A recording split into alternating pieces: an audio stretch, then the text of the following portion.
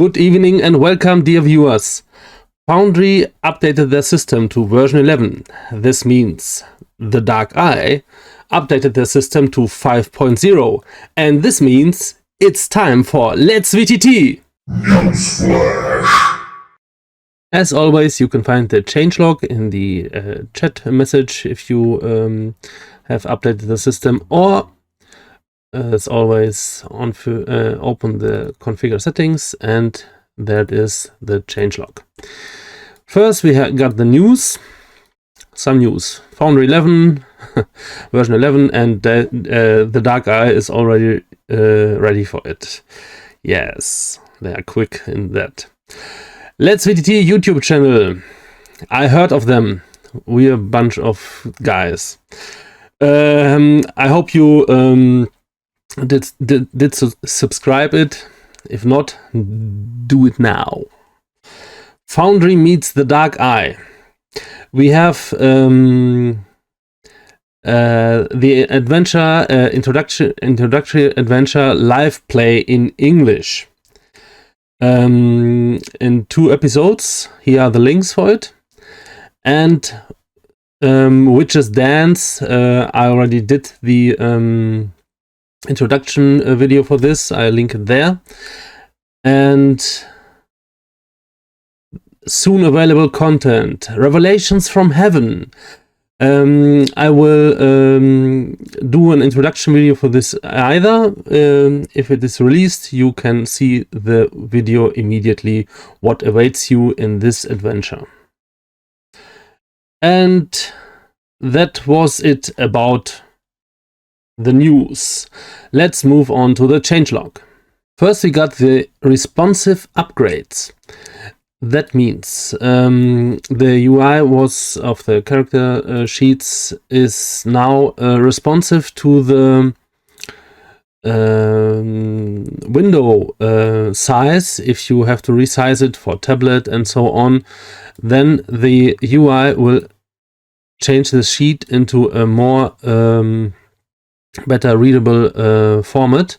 Also, the sides of the combat sheet, if you see now, it lists all underneath then in 2 rows, and also the attributes, they are better to read on tablets and so on. One of the great new enhancements is the character generator. First of all, be aware of the disclaimer that the development of the system set its focus on facilitating the flow of the game. A character generator is not part of our task, and the possibilities and requirements of a character generator are endless and very costly in effort. We don't want and also can't support a full character generator, so some wishes and tickets regarding this topic might never get a response. Just for your information. So, if you are maybe used to a generator like Optolith or Dark 8, it will not have the full rule requirements which are used there, but it is also pretty sophisticated. We will see it in example. I will show this to you by creating a new character. Let's say I will build the all famous Ulrich. But Ulrike, I will do a little variety and create a female character. There I have now the button character generation, where at normal characters is the human species. There is now this button. I open the character generation, and it opens a new window with an explanation where how I will be guided step by step through the process of character creation. And again, the disclaimer, of course. I choose here the adventure point level, which I start with, and now I can next choose a species like the humans. There comes the description. As we know it, I have to choose the an attribute bonus at first. There I have the suitable advantages and disadvantages, and now I can choose the species, and with this is final and cannot be reversed. If I want to change something at this point, I have to do a new character creation. That stands. And I can now choose, again, there is the explanation of the step. I can choose the culture. And here we have the descriptions again. And we have to give it a town, then location, area knowledge, and choose again. Permanent, we know. And now we can choose the profession. Here I can do some presets like mundane, clerical, magical. And here it will filter it for all mundane characters. Let's say we do a bard.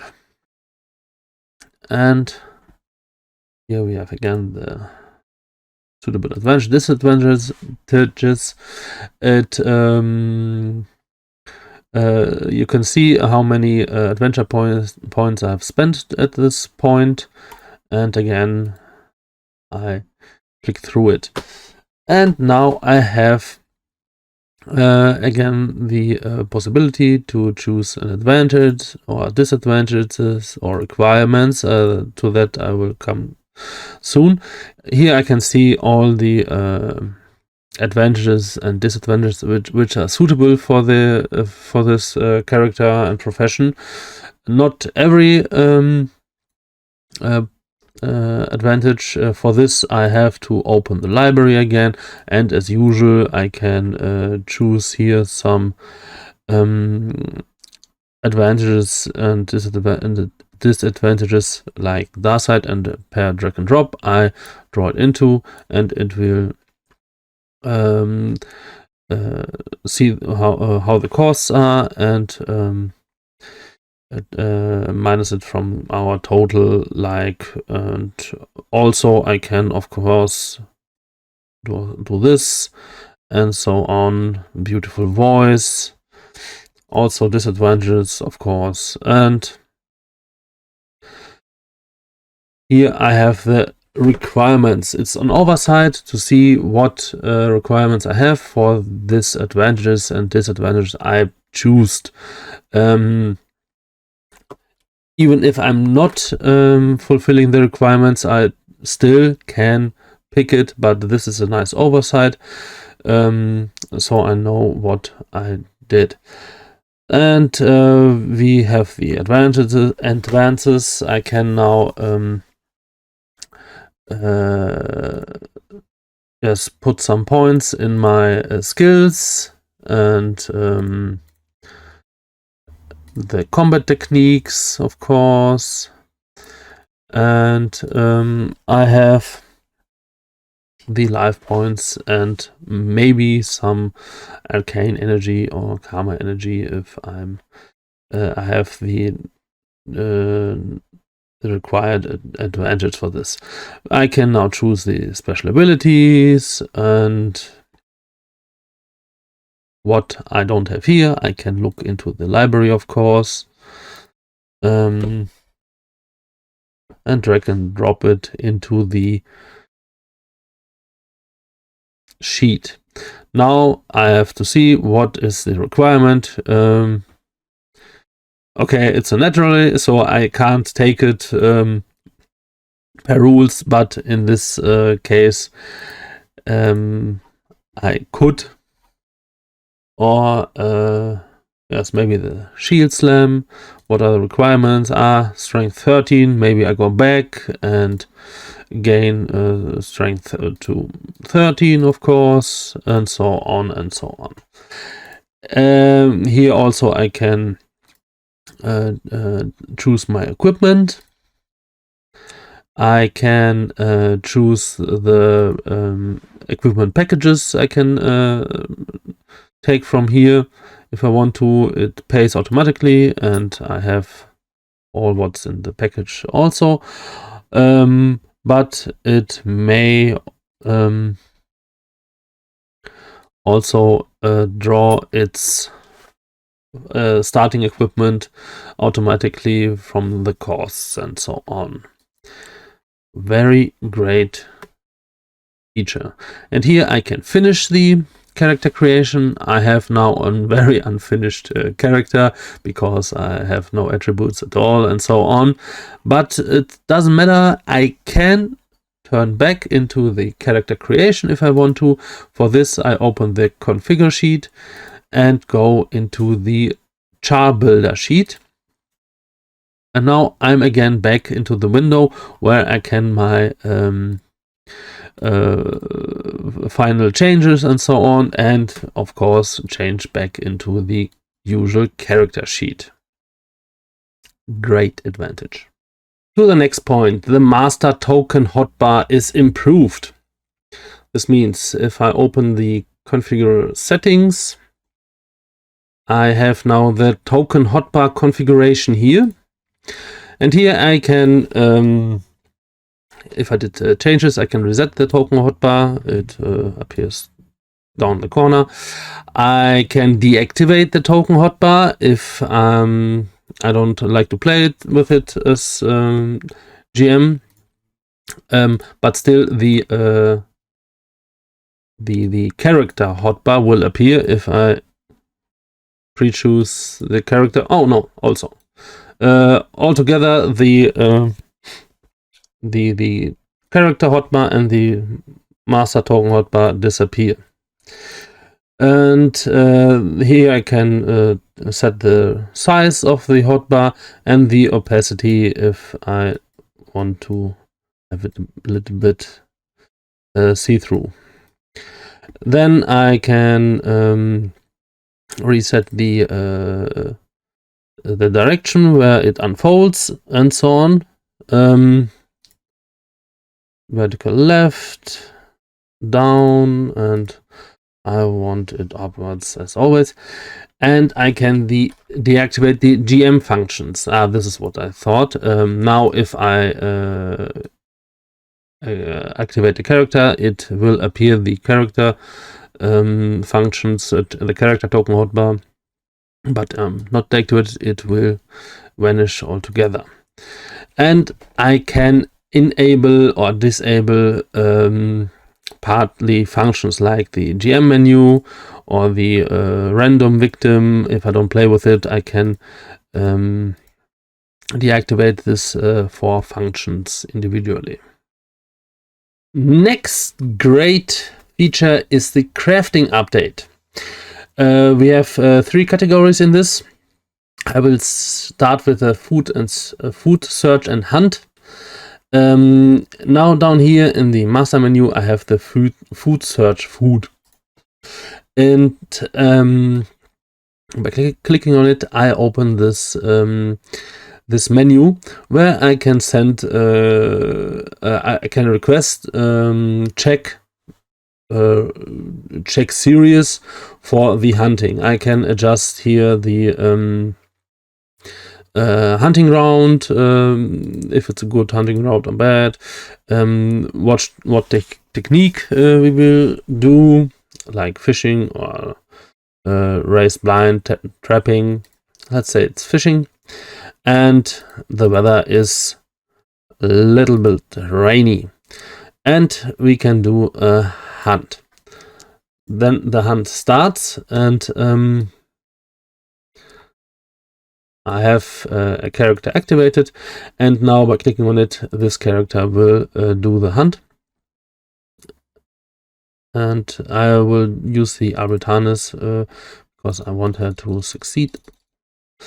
And there we did succeed the first test and go to the next check.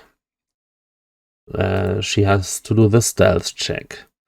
That she does very good, and she succeeded with a quality level of 2, and so she gets 2 rations with the fishing technique, and did need 8 hours to do so. Also, if we got the character sheet, I now can draw the rations she gathered, pair, drag and drop into the character sheets, and there it is. The next crafting is the Alchemy helper. For that, we open the GM menu and the GM menu down here. No, the player menu, of course. The player menu. Players should be able to do that. And there we have the tab Alchemy. Here we have to drag and drop a character, which will do that. I will choose Belime, but I give her a better alchemy skill. And let's drag and drop her in. And now we need a recipe. This recipes we get from the library. There we have the consumables. These are mostly potions. And let's drag and drop a healing potion into it. And there's a short description, what ingredients level we have, the laboratory, and so on. And now we can finalize the brew, and the check comes. So she succeeded with a quality level of 3, and also can drag and drop the. Is she already open?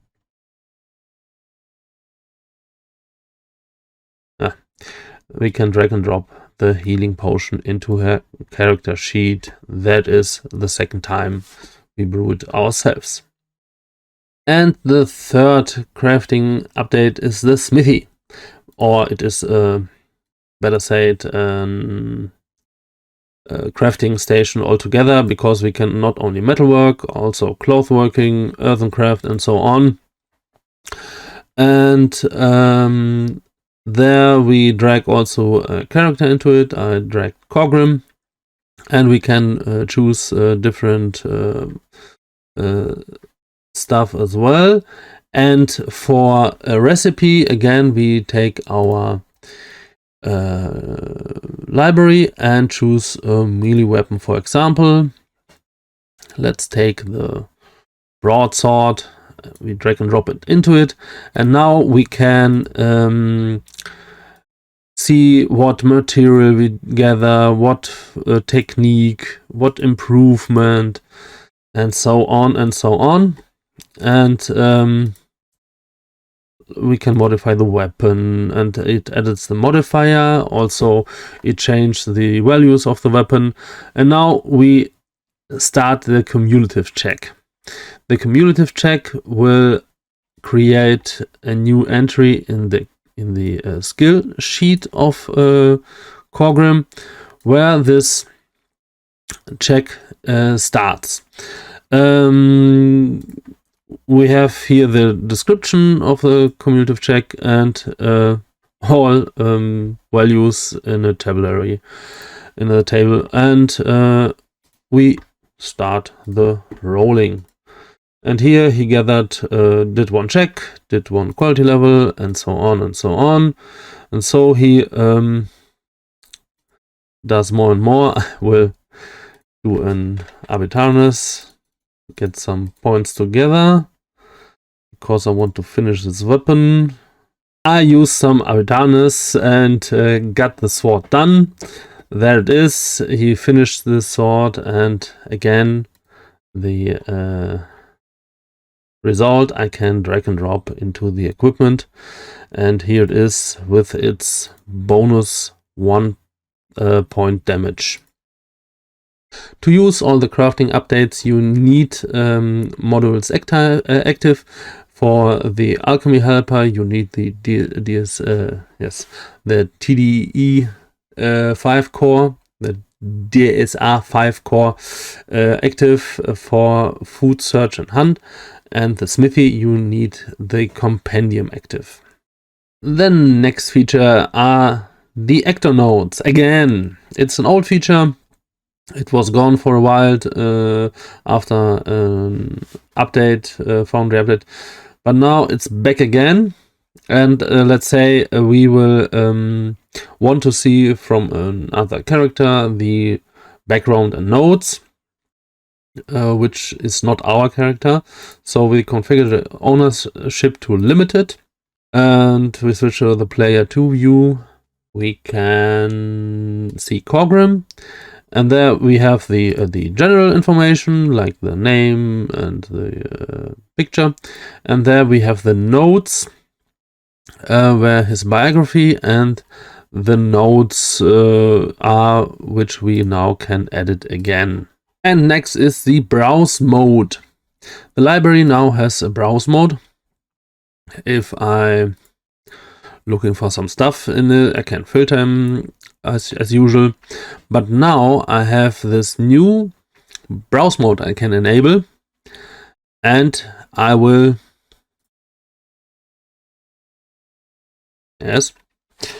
sort. By searching new, I can now see all the listed items in extended description with their informations of the items, of course. Next, let's go to the enhancements. First, it's that the React dialog now shows a note on dodging and parrying if the attacking enemy is large or huge. Let's say we have a huge Gorger, and it will attack. Yes. Huge Gorger, and he will attack our dear Cogrim. Let's move to him, and he wants to attack him. Then let's say he bites, and I use the arbitrarness to do a definitive hit. And now if Cogrim choose his reaction, there comes this hint that this enemy's attack can only be dodged. He also could choose another, but this is a nice hint, so you may not forget that only dodging is allowed. Another enhancement is a warning by not properly initializing maps. If you have an adventure map like the Dark Eye, which is Dance, which is free to download, if I didn't mention it, you usually use the journal browser to import all content of an adventure by using the preparation and then the import update.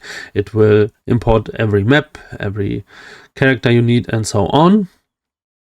But if you go into the compendium and want to download here, let's say for example a map, it will now bring a warning that this scene should be imported through the journal browser, because it won't have the map nodes properly as you need them. The link is broken and this doesn't work properly. The disadvantages, this word is killing me. Principles and obligations should now calculate their adventure points cost properly. This was always since 1 year was an issue. Now this is solved and should take the highest cost into account. The player only sees the modified price on merchants. If I have a merchant, let's create one quickly. I created this merchant. She has some items in it, and here I can do the factor, the sell factor. And if I go to the player view, they now only can see what the selling price is, not the usual price of the hatchet, it will not be shown here anymore. And the next I already showed, it is the additional button for the game master where he can switch from limited view to the from his view to the limited player view. If you add your character an effect through the character hotbar, or a condition, I meant a condition, through the character hotbar or the character sheet, you can now, I have to put this, let's say, blind on the wheels, and then I get the effect duration in rounds or seconds, as you like, and the effect name. And here I can do a course like send in I, and this will hold 4 rounds. Also, I can add the effect in the character sheet. If I go into at the state, I add the condition, and I have to right click on a condition, and then I get the window again where I can do the duration and the course, and there it is. The next enhancement is the width of the combat tracker. If I start a combat, I have now 5 tokens in my row, and if I want to enhance it, if for some reason I have a big fight and so on, I can now go into the settings, and down here I have the combat tracker count. Now we have the 5 icons, and I can increase it, let's say, to 10, and I don't see it yet, but I start initiative, and yes, it comes automatically with the next step. It is much wider than before.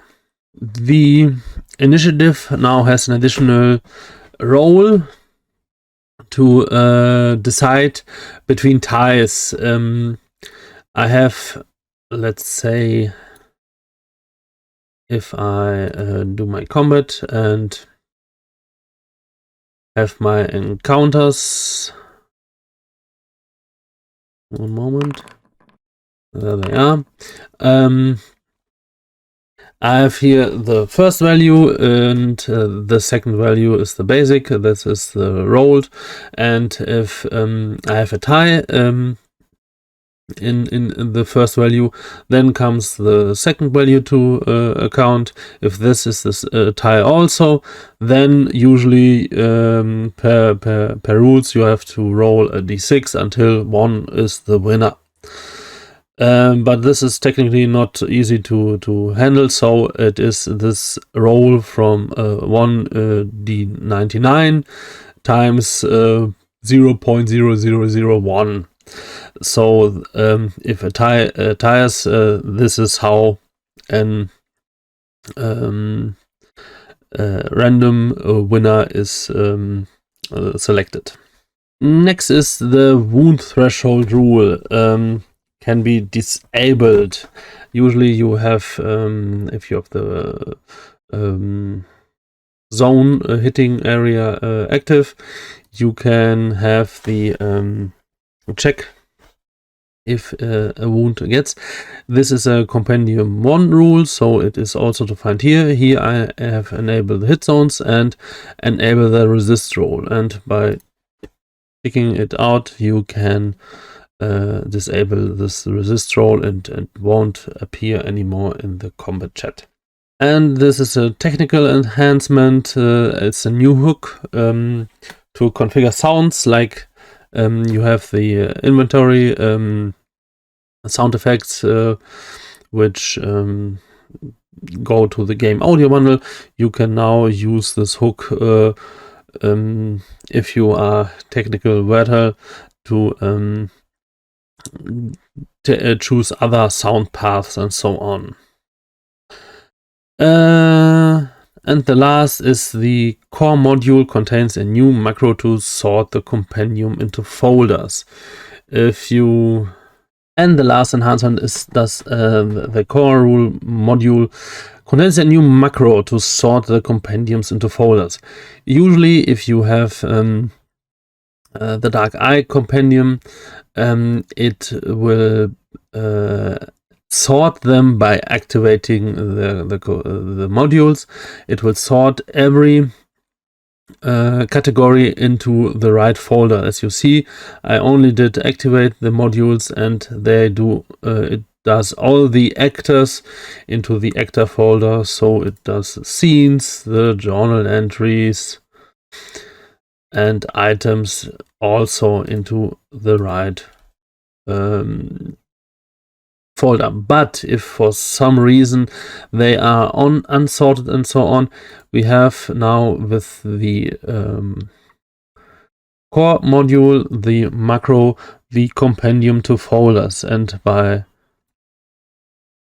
activating it, it would sort the compendiums. Not necessary at usual. Probably it will be probably it is activated at the import, so it will sort it automatically all compendiums. And we have some minor bug fixes, which you can see by yourselves. And that was it. And this was Let's VTT Newsflash for today.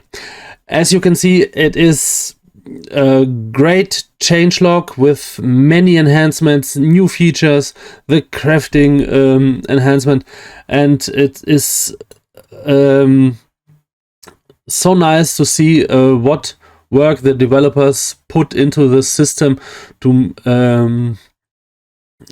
make the very complex rules more playable for us all. And what do you think? How do you like the changes? Have you questions or something to add? Please leave your comments below. And until next time, let's VTT!